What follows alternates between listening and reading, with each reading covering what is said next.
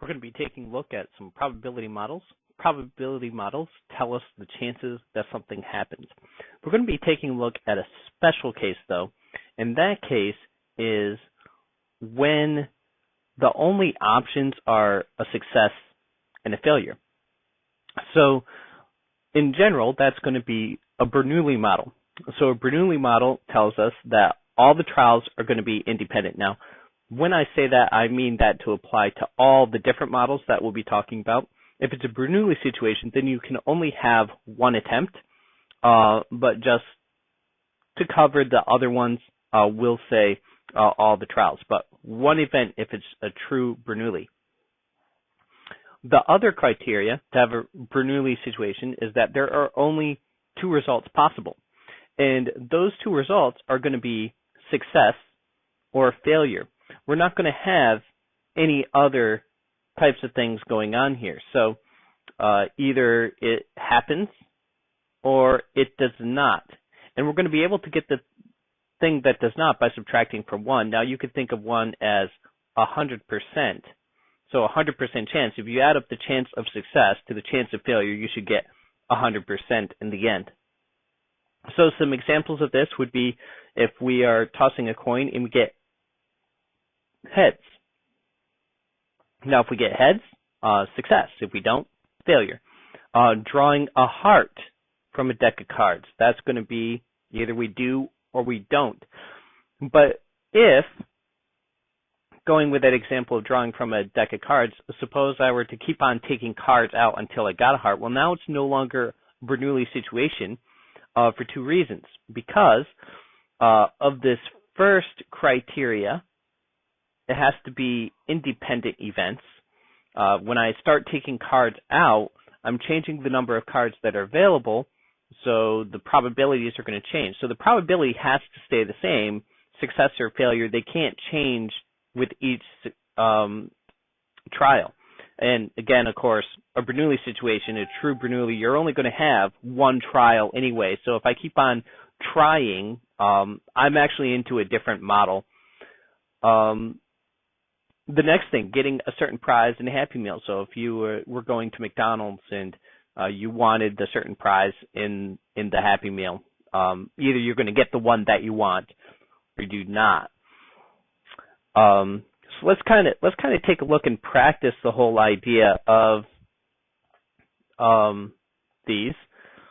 Let's see if they are Bernoulli or not. So you're going to trick your friend by tossing an unfair coin. Presumably you want heads or something, but it's an unfair coin doesn't matter. You either get the heads or you get a tails. So you succeed or fail. So that is a Bernoulli situation. Rolling a 6 on a regular die. So there are 6 possibilities, but that there are 6 possibilities doesn't matter. Either you get a 6 or you get a 1, 2, 3, 4, 5. Okay, so this would be a success, getting the 6, and this would be a failure, getting anything else. So this is a Bernoulli situation. Seeing which card is drawn from a deck. Now, there's no clear success or failure. You're just taking a look at what you get. So that's not a Bernoulli situation. Counting the number of sugars a customer puts in their coffee. And we might be interested in that as a business because maybe we want to make sure we stock enough sugar for the day, put it out there, or maybe we want to see if we're losing money because some customers are using too much. So something like that, but it's not a success or fail situation, so it's not Bernoulli. A customer puts 3 sugars in their coffee. So if we're watching a customer, and if they put 3 in, that's a success, and if they put anything else in, that's a fail. So that is a Bernoulli situation. Continuing on, counting the colors you get in a pack of Skittles. Well, that is definitely not Bernoulli because we're not looking for a specific color. Now, if I were to say you open a pack and you take out a Skittle, the chance that is red, then it's that would be Bernoulli. Either you drew out a red or you did not. The chance of business is owned by a man is 43%. I don't know if that's true or not. It's just made up number there. A business is selected at random to determine if the owner is male or female. Now, the wording here is somewhat confusing. If we had a different situation, say like we wanted to know the age of the business person, then this wouldn't be necessarily a straight success or fail. But we do have only two options. Either the person is indeed a man or they are not. So that is Bernoulli. 1 out of 30 women give birth to twins. We choose a random family from Mikhail to see if they had twins. That is Bernoulli. Either we choose a family that did or we choose a family that did not. Okay, so a Bernoulli model follows this setup, and actually all the probability models that we will use will do similar notation, similar letters. And if you take a look at different textbooks or different courses, the letters may change, but their meaning and use is not going to change. So we're going to use the letter P, little p, to represent the chance of success.